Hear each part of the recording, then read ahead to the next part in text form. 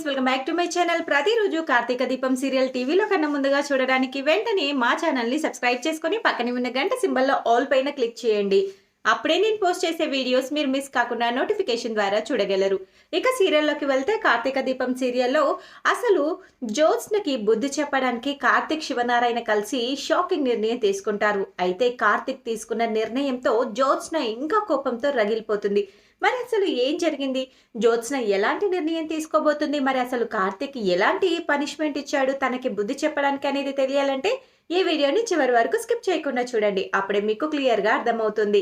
అలాగే ఈ వీడియోని ఇప్పటి వరకు లైక్ చేయని వాళ్ళు ఇప్పుడే లైక్ చేసేయండి. ఇక సీరియల్లోకి వెళ్తే కార్తీక దీపం సీరియల్లో అసలు జ్యోత్స్నకి బుద్ధి చెప్పాలని చాలా గట్టిగా అనుకుంటారు. ఎందుకంటే ఇంటికి వచ్చిన వాళ్ళని బాగా అవమానించిందని, అందులోనూ కావేరి కాపురాన్ని, కావేరి అంత జీవితాన్ని మొత్తం కూడా అవమానించినట్టు, తన పెళ్లిని, తన స్వప్న పుట్టుకని అంతా కూడా అవమానించినట్టు మాట్లాడేసరికి ఎవరు కూడా తట్టుకోలేకపోతారు. జరిగిందంతా మర్చిపోయి అందరూ బంధువుల్లాగా కలిసి అందరూ సంతోషంగా ఉండాలి అని, అందరూ ఒకటి కావాలని, ఆ కుటుంబం అంతా ఏకం కావాలి అని చెప్పేసి శివనారాయణ కోరుకొని ఆ కుటుంబ క్షేమం కోసం, ఆ కుటుంబం సంక్షేమం కోసం ఇక హోమం చేస్తున్న విషయం అందరికీ తెలిసిందే. అయితే ఆ హోమాన్ని ఎలాగైనా ఆపాలని, ఆ ఇంటి వారసురాలికి మంచి జరగకూడదని జ్యోత్స్న చేసుకున్న నిర్ణయాన్ని కార్తిక్ బుద్ధి చెప్పి జ్యోత్స్నకి తిప్పికొట్టే ప్రయత్నం చేయాలని అనుకుంటాడు. అందులోని భాగంగానే శివనారాయణకు కూడా చాలా కోపం వస్తుంది. వీళ్ళకి ఇంకా ఎప్పుడు బుద్ధి వస్తుంది?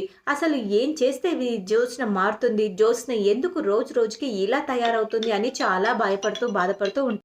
ఇక నా దగ్గర ఒక ఐడియా ఉంది తాత, కానీ ఆ ఐడియా నీకు నచ్చుతుందో లేదో తెలీదు అని కార్తిక్ చెప్పడంతో, పర్వాలేదు కార్తిక్, అది ఎలాంటి ఐడియా అయినా సరే ఆ జ్యోత్స్నకి బుద్ధి రావాలి, అసలు ఈ పహరిజాతంకి కూడా బాగా బుద్ధి చెప్పాలి అని చెప్పేసి అనగానే, జ్యోత్స్నకి బుద్ధి చెప్తే ఆటోమేటిక్గా పారుకు కూడా బుద్ధి వస్తుంది తాత.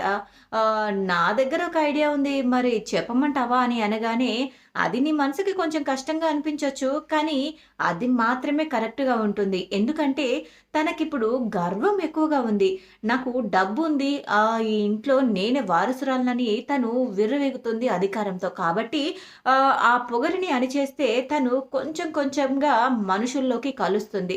తన మాట తీరు, ప్రవర్తన అంతా మార్చుకుంటుంది అనగానే, తప్పకుండా చేస్తాను కార్తీక్, అదేంటో చెప్పు అనగానే, ఈ ఇంట్లో దీప చేసే పనులన్నీ జ్యోత్స్నతోటి చేపించండి, అప్పుడు జ్యోత్స్నకి బుద్ధి వస్తుంది.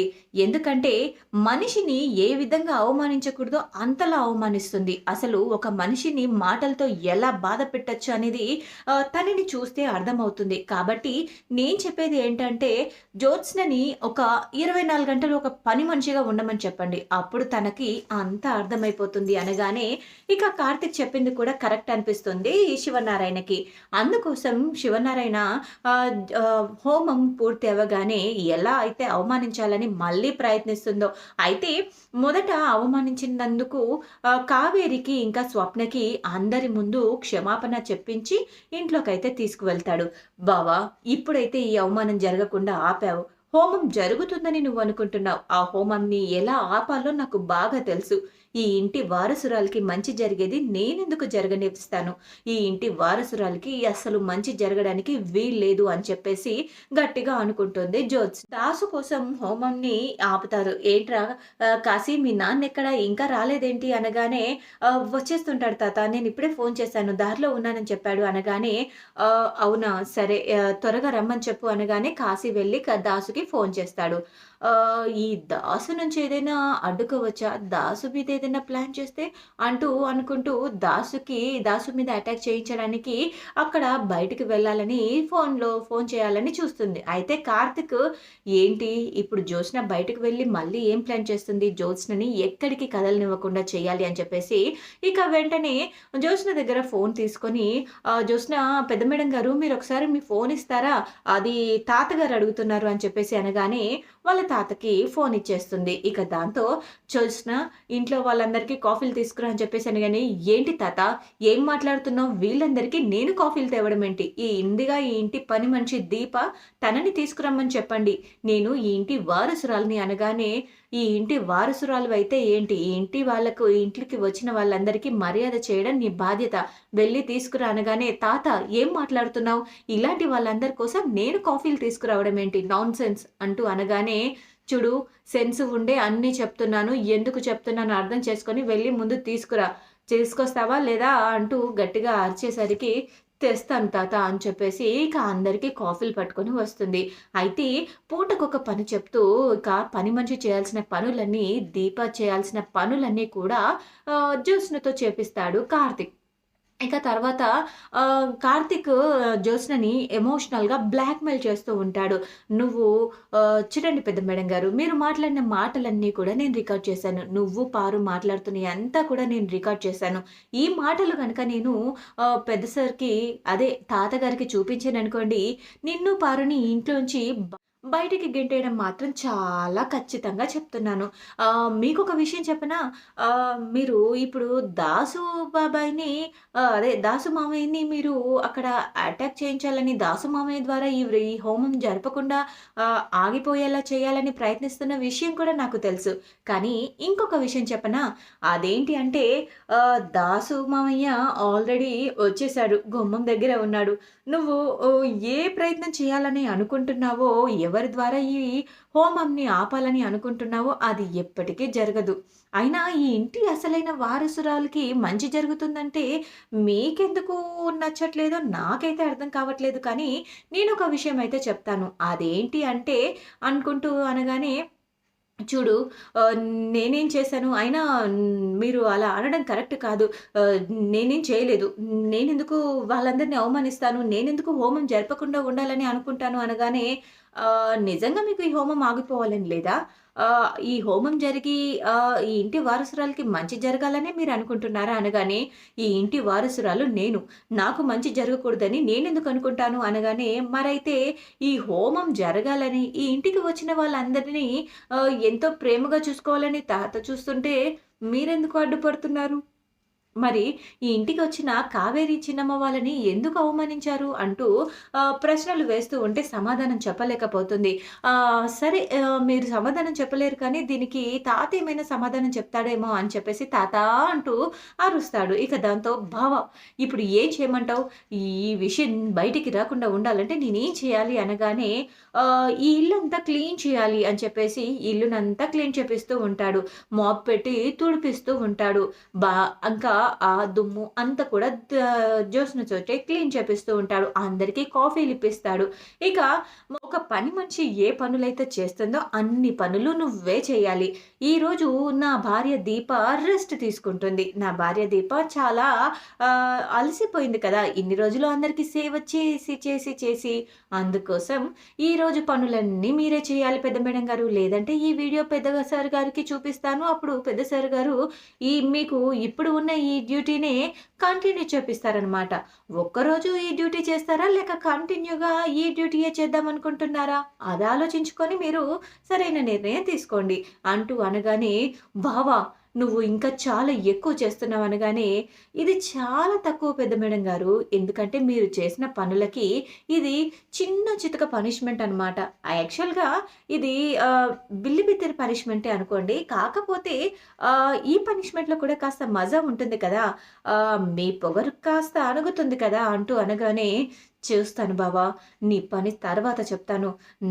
నా వీడియో నీ దగ్గర పెట్టుకొని కావాలని బ్లాక్‌మెయిల్ చేస్తున్నావు కదా! నేను నీతో ఎక్కడ ఎలా దెబ్బ కొట్టాలో నాకు బాగా తెలుసు. ఈ ఇంటిలో హోమం ఎలా జరుగుతుందో నేను చూస్తాను అని చెప్పేసి గట్టిగా శపథం చేస్తుంది. ఇక కార్తీక్ చెప్పిన పనులన్నీ అయితే చేస్తుంది. అయితే హోమం జరపడానికి దాసు కూడా వస్తాడు. ఇక దాసు వచ్చిన తర్వాత గురువుగారు కూడా వచ్చిన తర్వాత అందరూ కలిసి హోమం దగ్గర నిల్చుంటారు. అందరూ పూజ చేస్తూ ఉంటారు. అయితే ఈ ఇంటి వారసురాలైన జ్యోత్స్నని కూర్చోబెట్టి చేయించాలి అని అనుకుంటాడు శివనారాయణ. కానీ గురువుగారు మాత్రం అక్కర్లేదు. ఈ ఇంటి పెద్దయినా మీరు కూర్చొని హోమం జరిపించండి అని చెప్పేసి ఈ ఇంటి వారసురాలు జాతకం కరెక్ట్‌గా లేదు అని అని ఈ ఇంటి వారసురాలు అంటూ దీపని, జ్యోత్స్నని చూస్తూ ఉండడం చూసి జ్యోత్స్నకి బాగా అనుమానం వస్తుంది. ఈ గురువుగారికి నిజంగానే నేనే వారసురాలిని కాదు, ఈ దీప అసలైన వారసురాలని తెలుస్తుందా ఏంటి? ఎందుకలా అనుమానంగా చూస్తున్నాడు? డౌట్ లేదు. బావకు కూడా ఏదో అనుమానంగా ఉన్నట్టు నాకనిపిస్తుంది. ఏం చేస్తే ఈ అనుమానం నిజమా కాదా అని తెలుస్తుంది. బావకి ఈ విషయం తెలుసా లేదా? తెలిసినంతో ఇలా పని మనిషిలాగా నన్ను చేయించి నాతో ఆట ఆడుకుంటున్నాడని అనిపిస్తుంది. కానీ ఈ నిజం గనక బావకు తెలిసిందన్న విషయం నాకు తెలియాలి. ఎలా ఆడుకుంటానో నాకే తెలీదు అంటూ ఇక చాలా గట్టిగానే చెప్తుంది. ఇక ఆ తర్వాత జ్యోత్స్న ఈ హోమాన్ని ఎలాగైనా ఆపాలని చాలా రకాలుగా ప్రయత్నం చేస్తుంది. కానీ అన్ని ప్రయత్నాల్ని తిప్పికొట్టి హోమంని సక్సెస్‌ఫుల్‌గా కంప్లీట్ చేపిస్తాడు కార్తీక్. ఆ తర్వాత అందరూ కలిసి ఇంటికి వెళ్ళాలని అనుకుంటూ ఉంటారు. అందరూ కలిసి భోజనం చేసే సమయంలో ఇక జ్యోత్స్న చేత అన్ని వంటలు వండిపిచ్చి, జ్యోత్స్న చేత అందరికీ వడ్డించి, ఎవరినైతే అవమానిస్తాడో వాళ్ళందరికీ సారీ చెప్పించి, వాళ్ళందరికీ కూడా తన చేతులతోనే స్వయంగా భోజనం వడ్డించేలా ప్లాన్ చేస్తాడు కార్తీక్. ఇక తర్వాత అందరూ భోజనం చేసి ఇంటికి వెళ్ళిపోగానే ఆ అవమాన భారంతో జ్యోత్స్న అసలు బాగా తల్లడిల్లిపోతుంది. అసలు కోపంతో రగిలిపోతుంది. ఏం చేయాలో అర్థం కాక చాలా భయపడుతుంది. అసలు చాలా గట్టిగానే ప్లాన్ చేస్తుంది. బావకి, దీపకి నన్ను అవమానించిన ఆ కావేరి, స్వప్నలకి ఎలా బుద్ధి చెప్తానో చూడు అంటూ ఇక గట్టిగా కోపంతో రగిలిపోతూ ఉంటే పారిజాతం వస్తుంది. ఆహ్, ఏంటే, ఏంటే నువ్వేంటే ఈ పనులన్నీ చేయడం ఏంటే? అసలు వాడు చెప్పిందల్లా నువ్వు చేయడం ఏంటి? నాకేమీ అర్థం కావట్లేదు అనగానే, ఎందుకంటే బావ దగ్గర మన ఇద్దరం మాట్లాడుకున్న ఆ వీడియో ఉంది. బావ మన ఇద్దరిని అడ్డంగా బుక్ చేయాలనుకున్నాడు. అందుకని నన్ను బెదిరించాడు. నేను ఈ హోమం ఆపడానికి ఎలా ప్రయత్నం చేస్తాను అనేది నీతో ప్లాన్ చేశాను కదా! అది అంతా కూడా బావ రికార్డ్ చేసి ఆహ్, తాతకు చూపిస్తానని బెదిరించాడు. అందుకని నేను ఈ పని మనిషి పనులు చెయ్యక తప్పలేదు అంటూ ఇక అనగానే, అయ్యో! నాకు తెలిసే వీడు ఏదో ఒకటి చేస్తాడు. వీడు మాయగాడు. వీడు అందరిని బెదిరించడానికి చాలా రకాలుగా ప్రయత్నం చేస్తున్నాడు. వీడికి ఎలా చేయాలో అర్థం కావట్లేదు. వీడి కళ్ళు 4 అంటే ఈ ఇల్లంతా వాడి కళ్ళతోనే ఉంటుంది. ఎక్కడ ఏం మాట్లాడుకున్నా వాడికి అర్థమైపోతుంది అంటూ పారిజాతం కూడా అనేసరికి, నేను ఎలా బుద్ధి చెప్పాలో నాకు బాగా తెలుసు గ్రానీ అంటూ ఇక జ్యోత్స్న కొత్త ప్లాన్ అయితే చేస్తూ ఉంటుంది. ఇక చూడాలి మరి తర్వాత ఎపిసోడ్‌లో ఏం జరగనుందో. మరి జ్యోత్స్న వేసే ఆ కొత్త ప్లాన్ ఏంటి? కొత్త ప్లాన్ ద్వారా కావేరికి గాని, స్వప్నకి గాని, దీపక్ గాని ఏదైనా ప్రమాదం జరగబోతుందా? మరి వాళ్ళందరినీ కార్తీక్ ఎలా కాపాడబోతాడు? జ్యోత్స్న ప్లాన్ నుంచి వీళ్ళందరినీ ఎలా తప్పించబోతున్నాడు అనేది తెలియాలంటే తర్వాత ఎపిసోడ్ వరకు వేచి చూడాల్సిందే. ఈ వీడియో గనుక మీకు నచ్చినట్లయితే లైక్ చేసి షేర్ చేయండి. మా ఛానల్‌లోని మరెన్నో లేటెస్ట్ అప్డేట్స్ కోసం వెంటనే మా ఛానల్‌ని సబ్స్క్రైబ్ చేసుకొని పక్కనే ఉన్న గంట సింబల్‌లో ఆల్ పైన క్లిక్ చేయండి. అప్పుడే నేను పోస్ట్ చేసే లేటెస్ట్ అప్డేట్స్ వీడియోస్ మీరు మిస్ కాకుండా చూడగలరు. Thanks for watching my